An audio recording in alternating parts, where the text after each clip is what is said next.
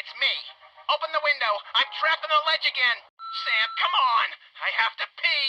And the PTA is here, and they're carrying signs. Hey, Sam, it's me again. I found a way to solve all three of my problems at once.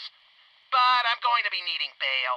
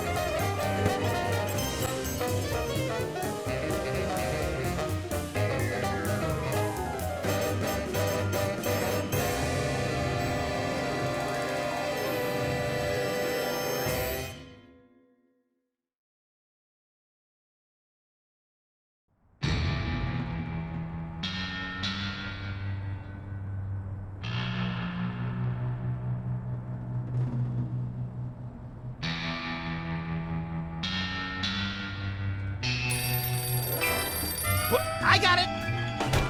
Ah! I got it! Hello. Yes? Yes? Sweet mother of double jeopardy backstroking and butterscotch.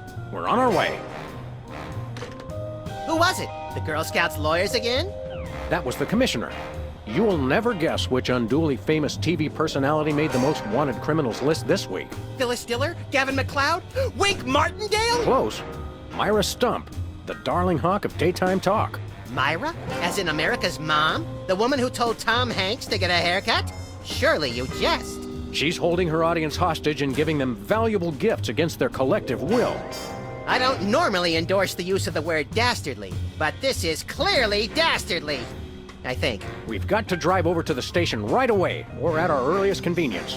Great! I've been itching to bust some skulls since they canceled my so-called life. Welcome back, America, to day 3.5 of my most special episode ever. You don't want to miss any of our exciting guests coming up this hour. Plus, everyone in the audience is going to be getting a lifetime supply of non-dairy creamer. We don't need non-dairy creamer. We need sleep. Oh, I see. You were all thrilled when I gave you cars, then all expense paid vacations, and then home entertainment centers. But now, after I worked so hard and sacrificed so much, you'd rather sleep. It's all about you, isn't it? I guess nothing I ever do is good enough for you. Maybe we'll start using non-dairy creamer someday. That's more like it. You see, there's lots more fun to come, so stick around, America, and sit up straight. Nobody trusts a sloucher. Max, how nice to see you! I don't suppose you have any candid photos of little green men feeling frisky, do you? Huh? It's my new career. I'm a tabloid publisher specializing in the thoughtful analysis of groundbreaking news of interest to myself and others like me. What's it called? The Alien Love Triangle Times. So you're a publisher now? What happened to psychotherapy? I've always had a fascination with the suppressed and the sensual, and for telling people too much about both. Publishing the Alien Love Triangle Times is a logical extension of all my previous careers. Except maybe Vatican spokesperson. Are you doing any psychotherapy on the side? Only on space aliens. I guess that narrows your clientele quite a bit. No, not really. How about another quick analysis? Oh, all right. Think of a number between 1 and 4. 3. You're harboring feelings of guilt over previous feelings of remorse. That's so true. You said it. It's time to find out the real answers to the real questions. Like what did those poor cattle do to deserve that? No. What do aliens do for romance? Do they love?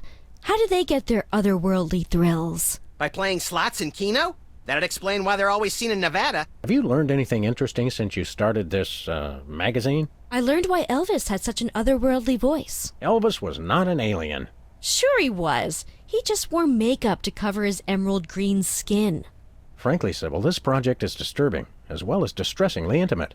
Like seeing Stephen King getting a hot butter massage. My new tabloid, the Alien Love Triangle Times, needs a cover photo of an extraterrestrial biological entity, or alien as the unwashed masses calls them, caught getting cozy with some of the locals. Sybil, I'd like the record to show that although I support you as a friend, your latest project makes my skin decidedly crawly.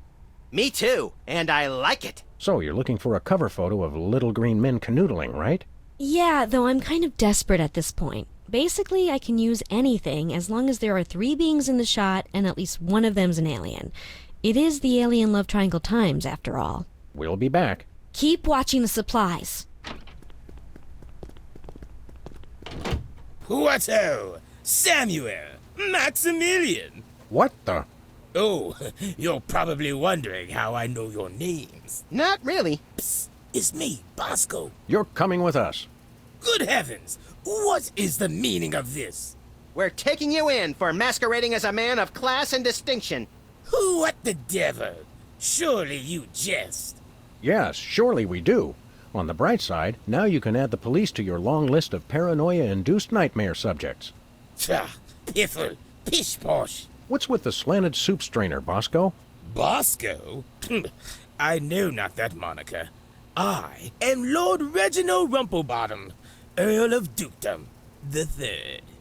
Sam, what language is he speaking? I'm not sure, Max, but I think it might be English. No, really, what made you convert to British? Everybody's got it in for me, that's why. Yeah, we heard. Well, I had to get a disguise to throw them off the trail. They'll never find me now. They wouldn't even know where to begin to look. Clever clogs. What sick forces of evil are bedeviling you this time?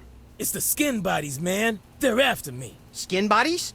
Sounds like a pack of belligerent nudists. Oh no, the skin bodies are like those horrible hairless cats, but 10 times worse. Sure they're not 100 times worse? Yeah, maybe 100 times, maybe 1,000,000. These skin bodies, what exactly are they doing to you? They're still in my... pinching my shaving cream. Of all the things of yours they could pinch, why the shaving cream? So they can shave their bodies, of course. Not to be rude, but why isn't your fancy pants defense system stopping these skin bodies? Well, after the whole video delivery conspiracy, I figured I better build something to keep people from bringing stuff into my store. So? So, I needed to borrow some of the high-tech detecting parts from BTADS. Meaning nothing's stopping people from taking stuff out of the store anymore. Dash it all! I knew I forgot something. What have you got? Well, there is still one kind of shaving cream the blooming skin bodies haven't gotten yet. I could use a shave. I'll say. Your 5 o'clock shadow goes clear to your ankles. Horse off, pig! Dog! Pig dog! The skin bodies rule the streets! Blast! Bugger! Blimey! Ballers! The little blighter did it again! After him! Tally-ho! Tally-ho! There they are! Let's get them! How do those laughably small wheels move so fast? Skin bodies kick... Oof! Hey, the shaving cream! Okay, hold on tight, little buddy.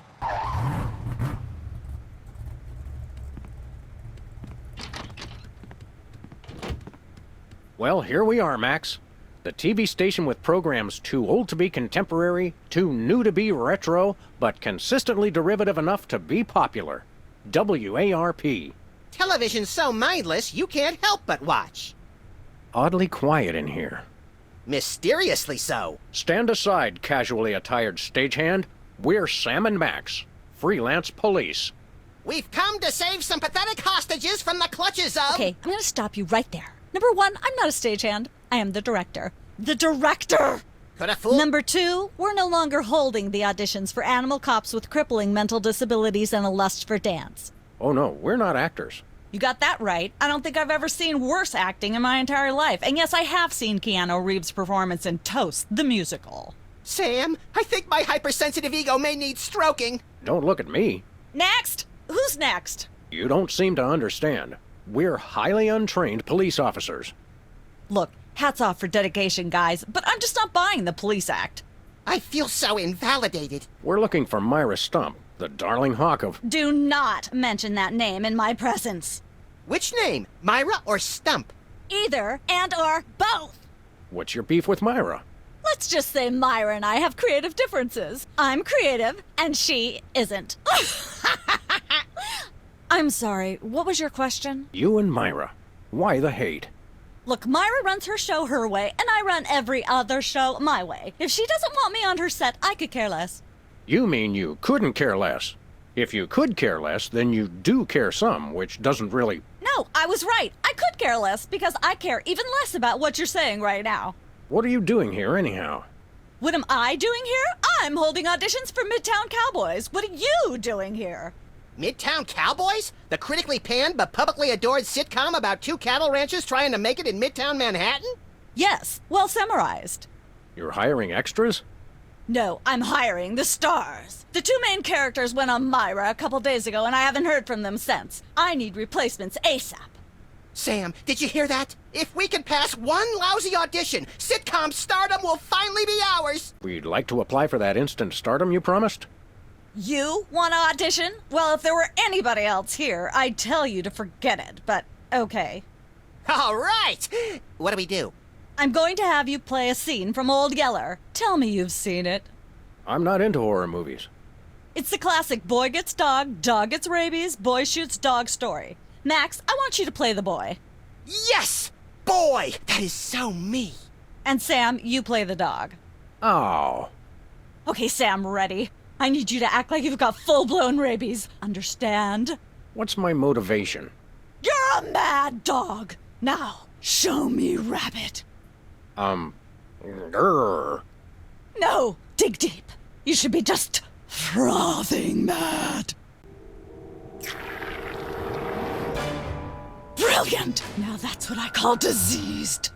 Thank you, thank you. First off, I'd like to thank all the little people who... Zip it. Okay, Max, you've just realized your dog is walking death, and you'll have to put him down for the good of society. Really? You're sad, you're despondent, you're grief-stricken. Now, show me the emotion. Boo-hoo? You call that emotion?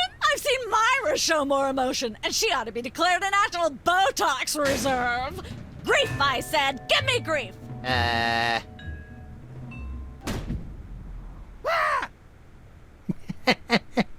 Perfect. Now, the fateful moment has arrived. Despite your immense grief, you must put your beloved companion out of his misery. Okay. Uh-oh.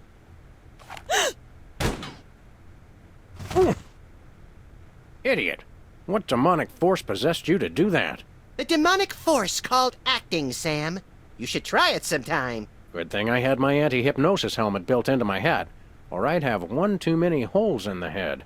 Bravo. Bravo! Such realism. Such authenticity. I was convinced you were actually shooting him. How did you do the sound effects? You don't want to know.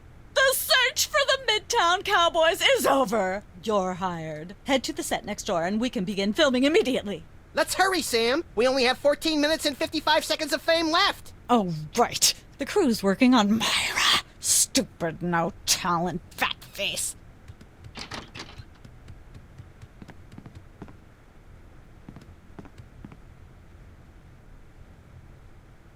Weren't you just... I think she just defied the laws of physics. Sorry, you'd be amazed how many times a day I have to do that. Things tend to be hectic here. Doesn't bother us a bit.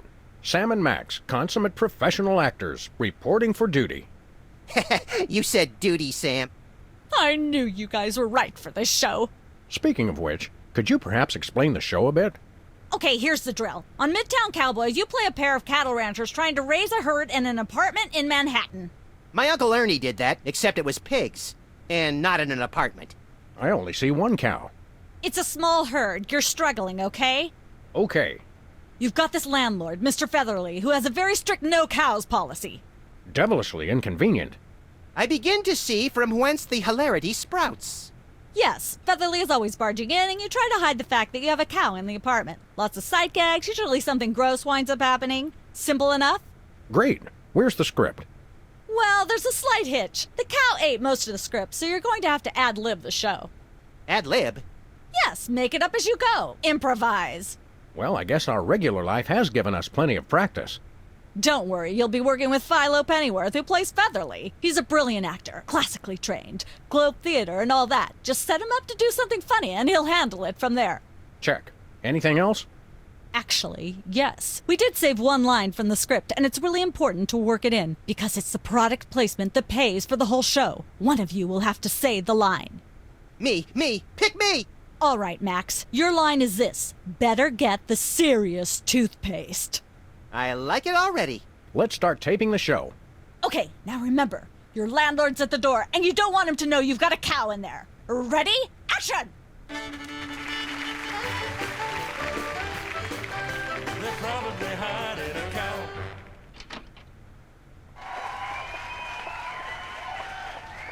Aha! I know you've got a...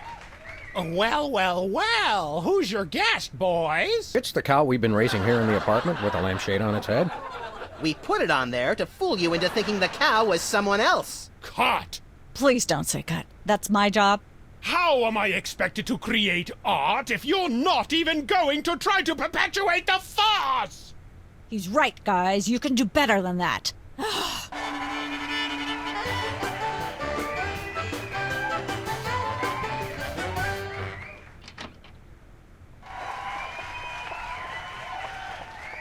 Aha! I know you've got a... Well, who's your guest, boys? This is the French chef we hired to satisfy our inexplicable, insatiable craving for omelets and duck à l'orange. And frog's legs. I like mine extra crispy. Oh, a French chef, eh? I love French bread and French fries. I went to Gay Paris one time myself, you know. It was back in my army days.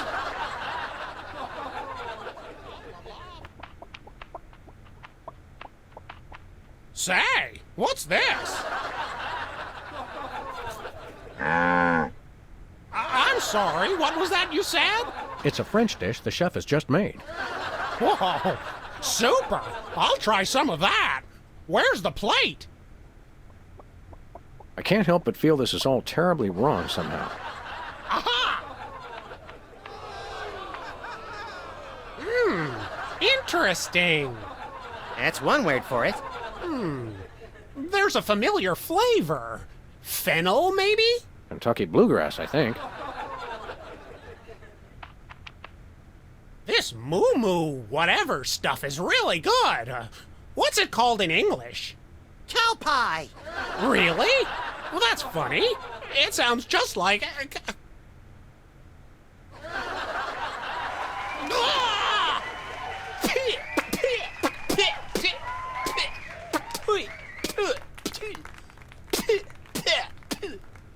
Now? Better get the serious toothpaste.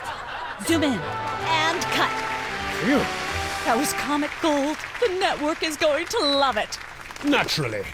I'll be in my dressing room refreshing my muse. Don't call me for at least an hour. Nice work, you guys. Here's a clip for your reel. Thanks. Let's get the set back the way it was.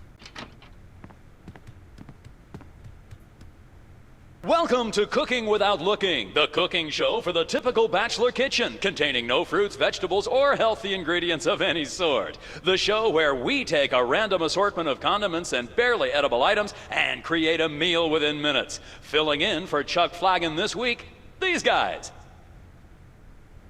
Just go with it. Oh, hello. Welcome to the show. Thanks, Sam. It's great to be here. Not you, Buckethead. The audience.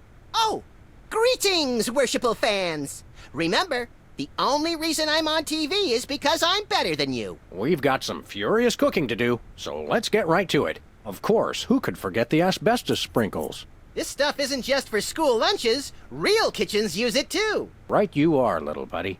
Into the oven it goes. And, through the magic of TV cooking show time, one gorgeous, delicious cake. Aren't there fruits or vegetables of any sort around here? Just the crew. I never get tired of that one. Okay, actually, no. We strive for realism, and the average bachelor kitchen doesn't contain any natural plant life except mold. Look, Max, there's the door to Myra's set. Let's get in there and liberate her literally captive audience. Sam, forget the hostages. There's somebody famous. It's Hugh Bliss. Who, Bliss? No, Hugh Bliss. Inventor of prismatology. Help millions unlock the power of their personal color spectrums. Right. The stage magician turned happiness guru. Like we didn't have enough of those already. I want to meet him. Fine. But if he magically pulls another rainbow butterfly out of somebody's ear, I'm leaving. Hi, Hugh Bliss. Hi, I'm Hugh Bliss. Yeah, we know. And you are Sam and Max, freelance police. How'd you know? Do you believe in magic? 'Cause I do. What brings you to WARP? I too am here to meet Myra. How'd you know we came for Myra? Oh, don't you see? I can read your mind. As the resident doubting Thomas of this crime-fighting duo, I consider it my civic duty to say, prove it. 6,373,411.98. Sam? Lucky guess. Enough of this ridiculous farce. Stop it. Do me. Oh my. That's unspeakably depraved. Yeah, you got it. Take a copy when you leave. Can you just give us the 10-word summary instead? We're on a pretty tight schedule. 10 words. Oh my. How about prismatology is the answer? Unicorns are pretty, and rainbows too. That's 10. Shh. Tell us more. Join Prismatology today, and you too can experience the magic of true bliss. That goes against everything I've ever hoped for. And yet now I'm strangely attracted to the notion. Okay, I'll show you the magic of prismatology in action. Pick a color, any color. Ochre. No, mauve. Burnt sienna. Ah. I know what you're thinking. Is it real or is it illusion? Say, Hugh Bliss, can we get a picture with you for our scrapbook of instantly forgettable memories? Splendid idea. I wish I'd thought of it. Oh, and in fact, I did. Hence the camera. Now gather round. But how will you take the picture? By magic. Okay. Say, chocolate-covered puppies. Chocolate-covered puppies. So where's the picture, Magic Man? Oh, my. I seem to have misplaced it. Check your pockets. Maybe I left it there. Sorry to interrupt your little joy fest, but I've got a situation here. Never fear, pretty lady. Hugh Bliss is here. Yeah. Anyway, our game show host went on Myra hours ago, and he still hasn't come out. Think you can fill in till he gets back? Can a butterfly fly? Yes, it can. Oh, what do I do? When a contestant comes to the podium, just read him a question from the card. Then, when he gets it wrong, insult him and tell him to get off the stage. Oh, no. Prismatology teaches us to love everyone, no matter what. Right, just read the cards. Sam, this is perfect. This photo is a capstone. It succinctly summarizes over 30 years of extraterrestrial-related photographic evidence. Sybil, that photo is a hoax. Exactly. I couldn't have asked for better. Now I can print the paper. It's polite to knock. You do know we're taping a show here. Great day in the morning. It's Myra Stump herself. Yourself. You know, if there's one that fries my burger, it's the rampant victim culture in American media today. Oh, boo-hoo! Myra's audience all got luxury minivans. Now they have to worry about where they're going to park. Bah! I know what you mean, Myra. It's like I'm always telling people, don't think of it as a bullet wound. Think of it as a transfusion opportunity. Seriously, we're officers of the law, more or less, and we'll have to insist that you free the hostages. Of course. Just as soon as the show's over. And when is that exactly? Oh, who can say? We still have so many gifting opportunities. I just found a year's supply of industrial-strength soap backstage. I think I'll give that away. Or else have a valuable lesson on curing potty mouth. May we come in and see the show? That's much better. No, we're at full capacity. The only people getting in now are famous people who are appearing on the show. May we appear as guests on your show? I excel at talking about myself. Are you famous? Perhaps. in an internet petition or there ought to be a law kind of way. Not good enough. I'll need evidence of your explosive star power. I blew up a public restroom last week. I want to see a copy of your recording contract, for one thing. Well, what if we... Recording contract and a clip from your hit TV show. You're not anybody these days if you don't act and sing. Recording contract, TV clip. Piece of cake. No cake. I'm on a diet. As it happens, we brought a clip of our wacky hit sitcom, Midtown Cowboys. We're the stars. Well, I'm certainly impressed with how far standards for entertainment have fallen in this country. Thanks? But you're also going to need a recording contract and a nice juicy scandal to be a guest on my show. I'm gonna go get my autograph book. We'll be right back.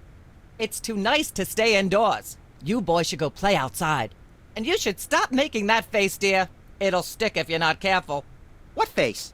We've got a contestant, people! Hit it! From somewhere deep within the bowels of WARP, it's Who's Never Going to Be a Millionaire with special guest host Hugh Bliss. Hi, I'm Hugh Bliss. Our first contestants are a pair of professional freelance police officers. They enjoy firing their guns randomly and running over things. Please welcome Sam and Max. Listen, Sam, they love us! Welcome. You know the rules. If you can answer even one question correctly, you'll walk away a millionaire. Start loading the armored cars, Hugh, because my brain's stuffed with enough worthless trivia to power a small Chilean village for decades. It's true! Okay, are you ready? Oh, happy day.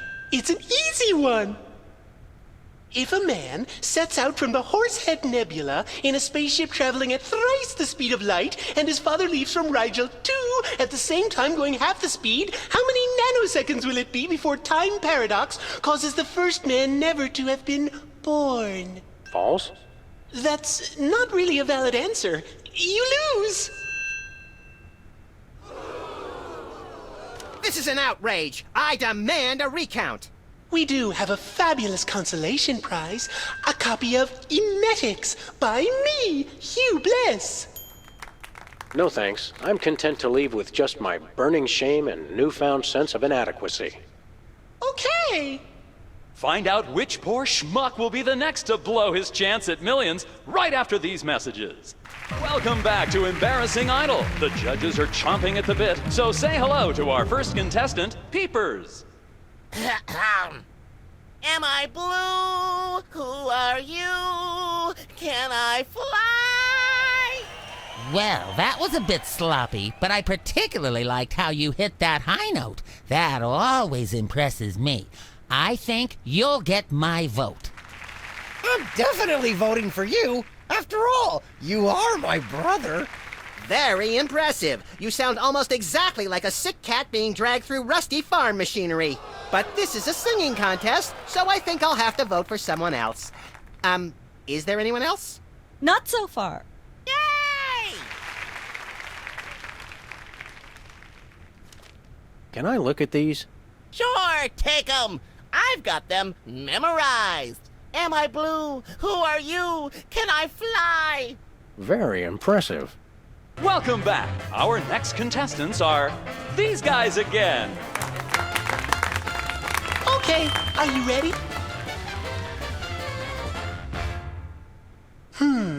The question is, am I blue? No, Hugh, you're not blue. Oh dear! Oh me, oh my!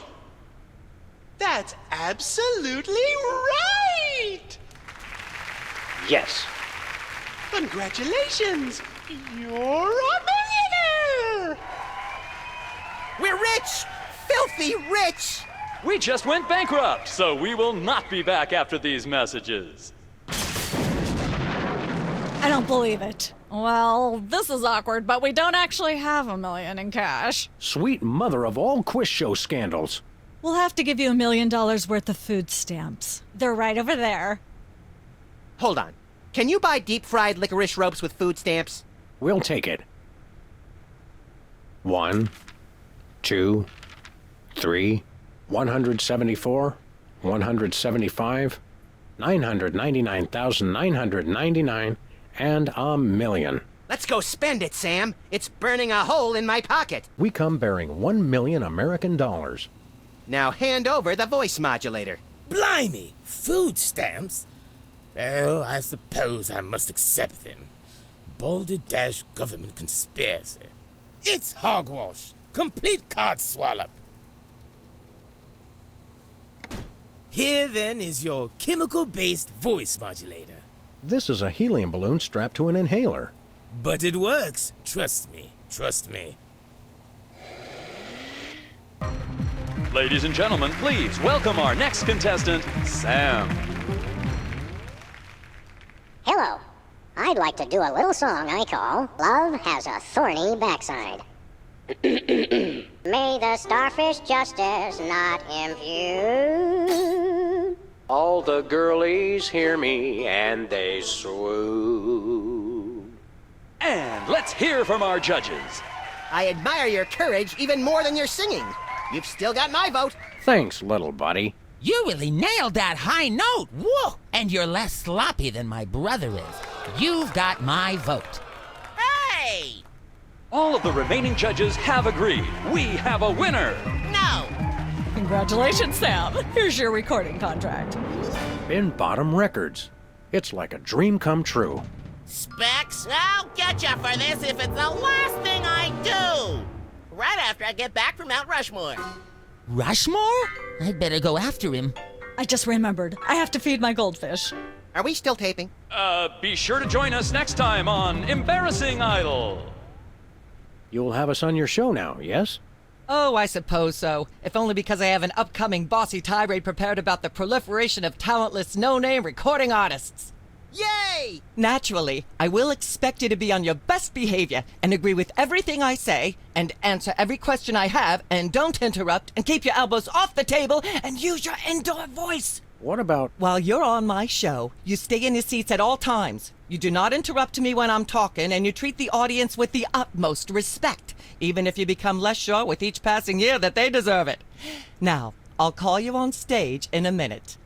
Gosh, Max. Celebrity is just a never-ending set of arbitrary goals one accomplishes to appease a dismissive and distracted, if not entirely absent, authority figure. I don't know if I agree, Sam, but I've begun my decadent slide into a depraved personal hell just in case. Give her a hand, everyone! Bessie Bovine reading from her new book, The Heart Has Four Stomachs, Ruminations on a Life in Hollywood, out now in all major bookstores. This microphone is starting to spark from overuse, but that doesn't mean we're ready to pack it in. We've got the stars of the not-quite-canceled sitcom Midtown Cowboys, who also happen to be the winner and judge of TV's Embarrassing Idol. Ladies and gentlemen, Sam and Max.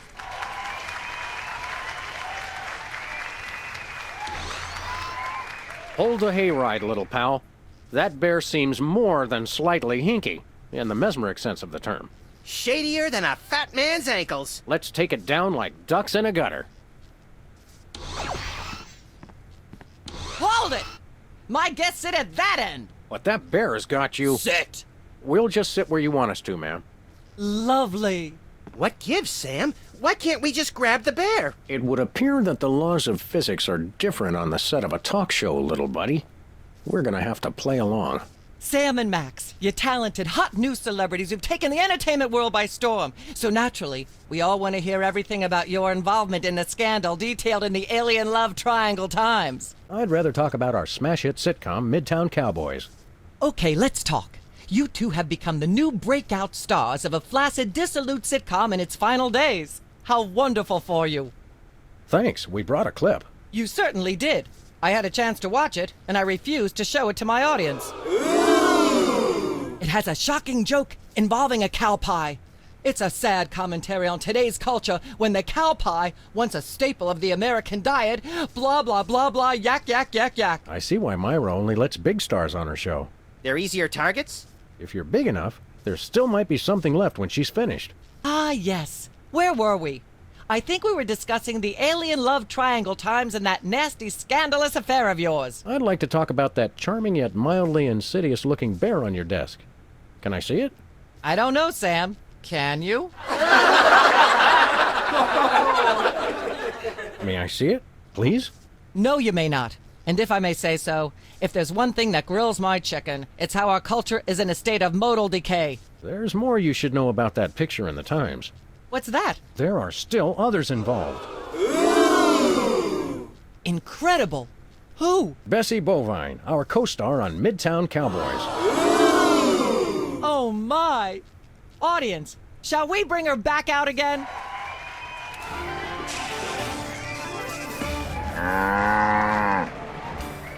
At the risk of making the obvious comment, that was shocking. Is she breathing? A little, but the creepy teddy bear is toast. Nuts. I wanted to ask it a few questions, and maybe use it to hypnotize Katie Couric. Another glorious dream bangs its chin on the dirty pavement. On the bright side, the audience is free to go home. Oh, I was just getting warmed up. Do you think Myra will have us back on the show again soon? Speaking of unlikely, did you notice we just had 2 cases in a row involving hypnotic mind control? Complete coincidence? Yes, I think so. The cogs of the universe synchronize in ways we're not meant to see.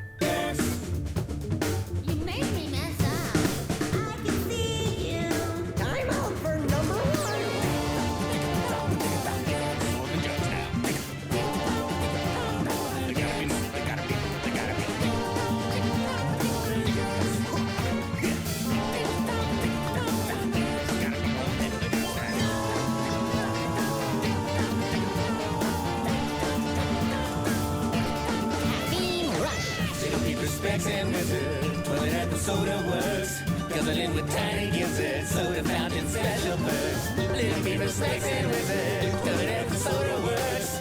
Guzzling with tiny gizzards, soda fountain special burst. Let me run like a human blizzard, more than several soda jerks. Little Beaver Specs and Wizard, soda poppers more than jerks.